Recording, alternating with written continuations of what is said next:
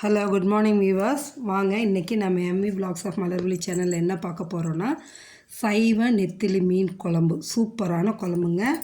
எப்படி இருக்குன்னு செஞ்சு சாப்பிட்டு எனக்கு சொல்லுங்கள். அவ்வளோ நல்லா இருக்குங்க. இந்த குழம்பு வச்சிங்கன்னா நிறைய சாப்பிட்லாம். இதுக்கு முக்கியமான தேவையான பொருள் வந்து ஃபஸ்ட்டு வாழைப்பூங்க. இதுதான் இந்த குழம்போட ஹீரோவே. மெயினானது இந்த வாழைப்பூங்க.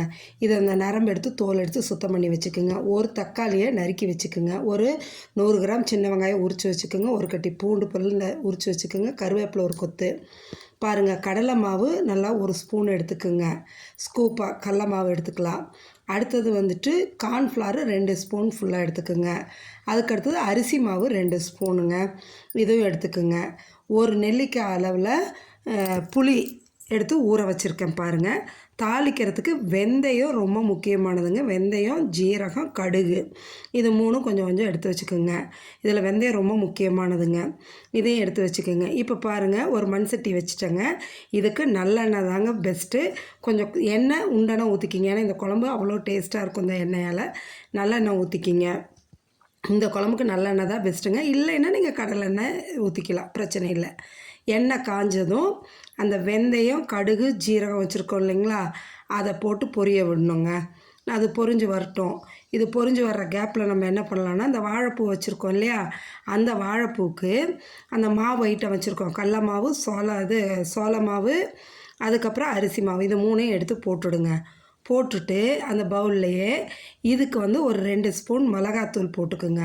நான் தனி மிளகாத்தூள் இல்லைங்க, சாம்பாருக்கு போடுற அதே தூள் தான், வீட்டில் அரைச்சது தானே, அதே தான் போட்டுக்குவேன்.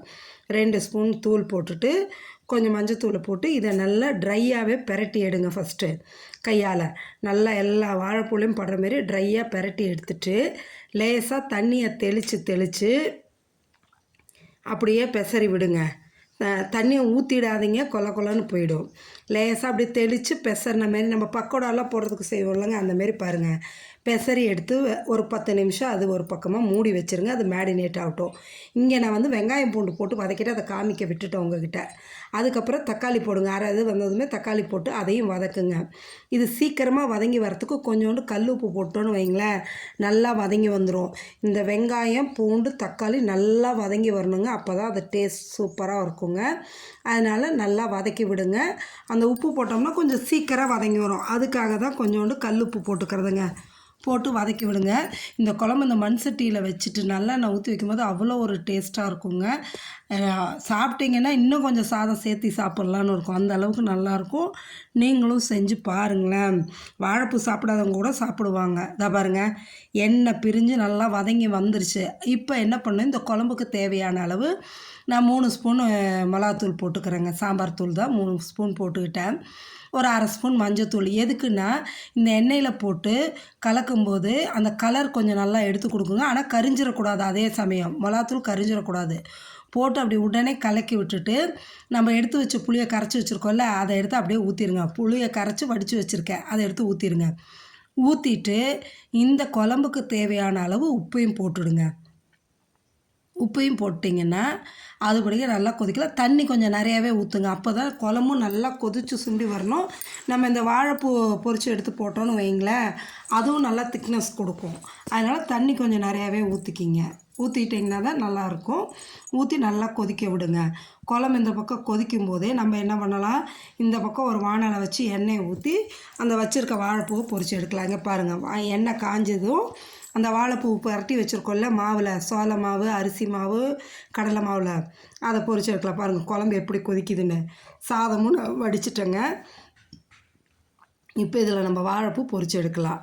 அந்த வாழைப்பூவை வந்து எடுத்து அப்படியே உதுத்துட்ட மாரி போடுங்க. தனித்தனியாக ஸ்ப்ளிட் ஆகி விழுகிற மாரி உதுத்துட்ட மாரி போடுங்க. போட்டுட்டிங்கன்னா ஜஸ்ட் போட்டு அப்படி பரட்டி விட்டு உடனே எடுத்துடலாம். சீக்கிரம் ஃப்ரை ஆகிடும். சரிங்களா? அதேமாரி போட்டு கொஞ்சம் கொஞ்சமாக போட்டு இருக்கிறத அப்படியே பெசரி வச்சுருந்தோம் இல்லையா, எல்லாத்தையுமே போட்டு பொரித்து எடுத்துருங்க. வானலில் பொரித்து எடுத்து நம்ம ஒரு பிளேட்டில் வச்சுக்கலாங்க. குழம்பு ரெடி ஆனதுக்கப்புறம் தான் நம்ம எப்படி மீன் குழம்பெல்லாம் கொதித்து முடித்ததும் மீனை போட்டு உடனே ஒரு கொதி வந்தது இறக்குறோம், அதே போல் தான் இந்த வாழைப்பூ பொரித்து எடுத்ததையும் போட்டு அப்படி குழம்பு இறக்கிடணுங்க.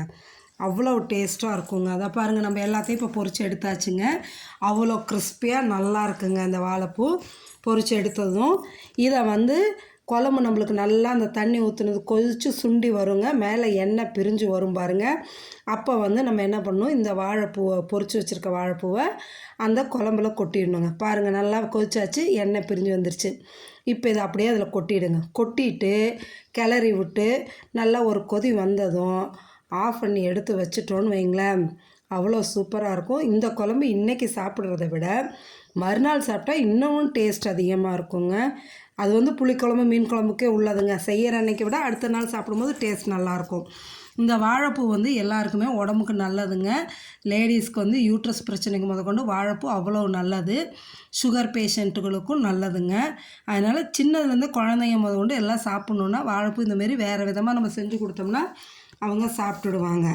நீங்களும் இதேமாரி சைவ நெத்திலி மீன் குழம்ப வச்சு சாப்பிட்டு பார்த்துட்டு எப்படி இருக்குன்னு எனக்கு கமெண்ட் செக்ஷனில் சொல்லுங்கள். முடிஞ்ச அளவு இதைய நீங்களும் பார்த்துட்டு உங்கள் ஃப்ரெண்ட்ஸுகளுக்கும் இதை ஷேர் பண்ணி விடுங்க. சப்ஸ்கிரைப் பண்ண சொல்லுங்கள். செஞ்சு சாப்பிட்டுட்டு எப்படி இருக்குன்னு சொல்லிவிட்டு எனக்கு கமெண்ட் செக்ஷனில் சொல்லுங்கள். இங்கே பாருங்கள், எடுத்து நம்ம கிண்ணத்தில் வச்சதும் எப்படி ஷைனிங்காக எவ்வளோ தான் இருக்குது பாருங்கள் குழம்பு. அந்த வாழைப்பூங்கிறது வந்து நம்ம சொன்னால் தான் தெரியும், இல்லைன்னா தெரியாது, அவ்வளோ நல்லா இருக்குங்க. எடுத்து சாதத்தில் சுட சுட சாதத்தை எடுத்து வச்சுட்டு போட்டு சாப்பிட்டா தொட்டுக்கிறதுக்கெலாம் சைட் டிஷ்ஷெல்லாம் ஒன்றும் தேவையில்லைங்க. இதே போதும். தேங்க்யூ.